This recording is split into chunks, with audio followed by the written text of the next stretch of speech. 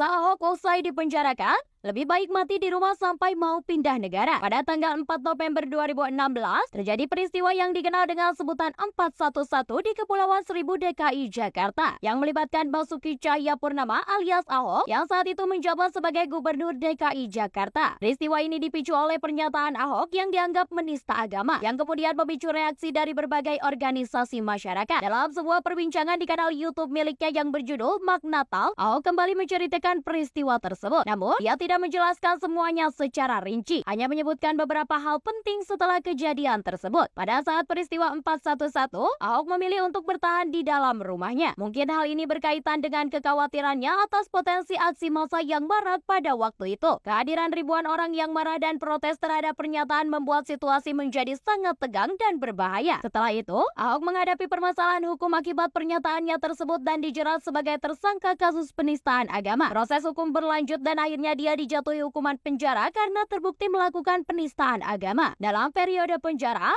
Ahok menyatakan bahwa dia sempat mempertimbangkan untuk berpindah negara. Mungkin dia merasa tertekan dan memiliki ketidakpastian mengenai masa depannya. Namun, dalam perbincangannya itu, Ahok tidak menyebutkan alasan lebih lanjut mengapa dia mempertimbangkan untuk meninggalkan negara. Berikut rangkumannya. 1.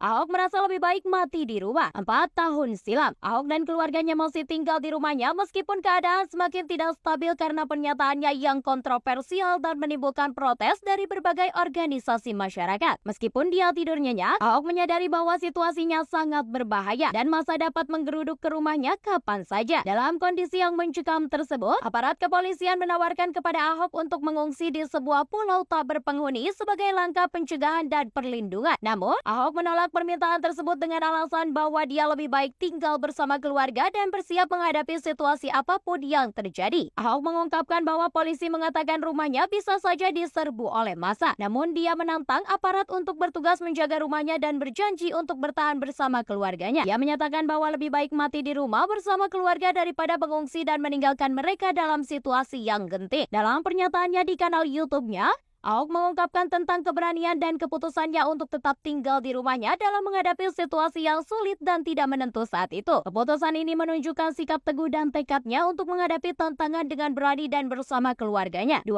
Sempat ingin pindah negara. Kondisi ini sangat berat bagi Ahok dan keluarganya. Dalam video tersebut, Ahok juga mengakui bahwa pada awal masuk penjara, keluarganya agak marah dan terkejut dengan putusan tersebut. Stres dan ketidakpastian menghadapi masa depan menjadi beban berat bagi mereka. Dalam keadaan tersebut, Ahok mengakui bahwa dia sempat berpikir untuk pindah warga negara. Alasan dibalik pertimbangan ini adalah khawatir tentang anak-anaknya yang masih bersekolah dan kuliah. Dia takut bahwa mereka akan menjadi sasaran perundungan atau mendapatkan tekanan akibat dari status dan kontroversi yang menimpa dirinya. Ketika seorang terkena kasus hukum yang kontroversial, terutama yang menyangkut isu sensitif seperti penodaan agama, keluarga dan orang terdekatnya seringkali juga merasakan dampaknya. Pikiran untuk pindah warga negara mungkin timbul sebagai salah satu cara untuk melindungi anak-anaknya dari potensi tekanan dan stigma yang dapat terjadi di Indonesia. Namun, dalam rekaman video tersebut, Ahok tidak menyebutkan lebih lanjut tentang apakah dia benar-benar melanjutkan wacana tersebut atau apakah dia hanya merenungkan kemungkinan pada saat itu. 3. Ahok khawatir terhadap anak-anaknya. Emosi Ahok mulai terkontrol ketika dia berada di Makobrimob. Pengalaman di penjara membantu Ahok untuk mengatasi tekanan dan stres yang dia alami akibat kasus penodaan agama. Dia dan keluarganya akhirnya bisa menerima kejadian tersebut dan berhasil melewati masa-masa sulit saat itu. Salah satu hal yang paling membuat Ahok khawatir adalah dampak kejadian ini terhadap anak-anaknya. Namun,